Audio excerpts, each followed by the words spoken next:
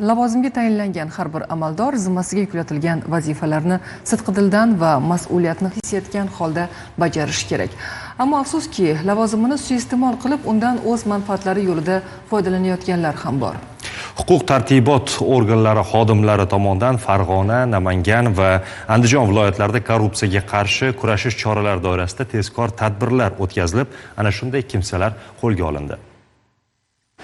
Joriy yilning 5-mart kuni bo'lib o'tgan korrupsiyaga qarshi kurashish bo'yicha Milliy kengashning kengaytirilgan yig'ilishida O'zbekiston Respublikasi Prezidenti Shavkat Mirziyoyev korrupsiyaviy jinoyatlarning 75% tuman va mahallada maishiy korrupsiya shaklida sodir etilayotganligini alohida ta'kidlab o'tdi. Zero illatning maydasi ham illat sanaladi va bunday salbiy unsurlar yig'ilib, jiddiy muammolarni yuzaga keltirishi shubhasiz. Shu va shu kabi holatlarga chek qo'yish maqsadida huquqni muhofaza qiluvchi organlar tomonidan tegishli chora-tadbirlar amalga oshirilmoqda. Jumladan, Davlat xavfsizlik xizmati xodimlari tomonidan iqtisodiy jinoyatlarga qarshi kurashish departamenti bilan hamkorlikda o'tkazilgan tezkor tadbirda Farg'ona suv ta'minoti mas'uliyati cheklangan jamiyatining Qo'qon shahar bo'limining muqaddam sudlangan 2 nafar inspektori o'z xizmat vazifalaridan foydalanib, Qo'qon shahrida mahalliy qurilish firmasi barpo etayotgan yangi ko'p qavatli uylardagi jami 555 ta xonadonga ichimlik suvi uchun hisoblagich o'rnatish, shaxsiy kartochka ochish, sertifikat qilib berish va boshqa xizmatlar evaziga 51 ming AQSh dollari olgan vaqtlarida ashyoviy dalillar bilan ushlandi. Hozirda mazkur shaxslarga nisbatan Jinoyat kodeksining 25-moddasi orqali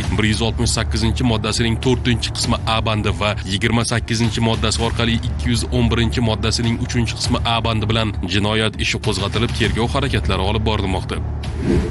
Namangan viloyatida kuzatilgan holatda hududiy elektr tarmoqlari aksiyadorlik jamiyatiga qarashli Energo savdo korxonasining Davlatobod tuman bo'limi muhandisi metall eritish faoliyati bilan shug'ullanuvchi mas'uliyati cheklangan jamiyatda elektr hisoblagichdan noqonuniy foydalanilganligi sababli davlatga juda ko'p miqdorda zarar yetkazilganligini ro'kach qilib, holatni rasmiylashtirmaslik va jarimaga tortmaslik evaziga vositachi orqali 20 ming AQSh dollari olgan vaqtida Davlat xavfsizlik xizmati va Bosh prokuratura huzuridagi departament xodimlari tomonidan uning noqonuniy harakatiga chek qo'yildi. Hozirda mazkur shaxsga nisbatan Jinoyat kodeksining 168-moddasi 4-qismi A bandi va 28-moddasi orqali 211-moddasining 3-qismi A bandi bilan jinoyat ishi qo'zg'atilib, qamoq ehtiyot chorasi qo'llanildi.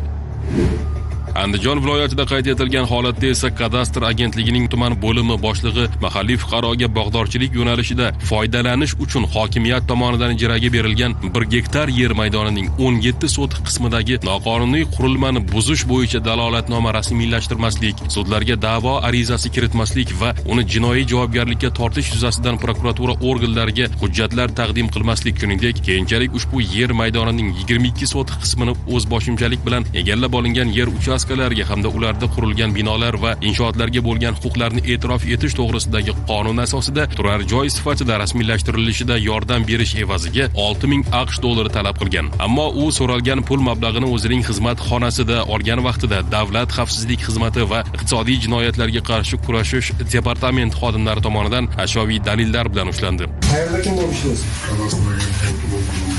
6 ming AQSh dollarini oldingizmi? Qayerda turibdi? Topmasida. Hozirda mazkur mansabdor shaxsga nisbatan Jinoyat kodeksining 210-moddasi 1-qismi bilan jinoyat ishi qo'zg'atilib, qamoq ehtiyot chorasi qo'llanildi. Tergov harakatlari olib borilmoqda.